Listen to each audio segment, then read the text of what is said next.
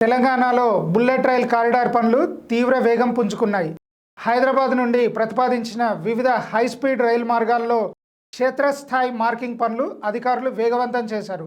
హైదరాబాద్ నుండి చెన్నై, హైదరాబాద్ నుండి బెంగళూరు, హైదరాబాద్ టు పూణే మరియు హైదరాబాద్ నుండి అమరావతి, చెన్నై కారిడార్లకు సంబంధించిన ఫీల్డ్ లెవెల్ సర్వే పనులు జోరందుకున్నాయి. ఇందులో భాగంగా రంగారెడ్డి, నల్గొండ, వికారాబాద్ జిల్లాల మీదుగా సర్వే బృందాలు వేగంగా ముందుకు సాగిపోతున్నాయి.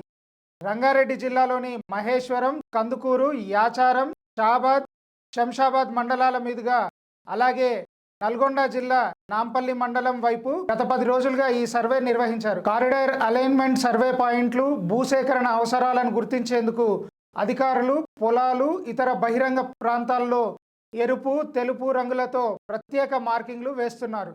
యాచారం మండలంలోని కురిమిద్ద, మేడిపల్లి, మల్కీజ్గూడెం, తక్కెలపల్లి, చింతపట్ల, నల్లవెల్లి, మంధాన్, గౌరెల్లి గ్రామాల పరిధిలో ఇప్పటికే మార్కింగ్ ప్రక్రియ పూర్తయినట్టు అధికారులు తెలుపుతున్నారు.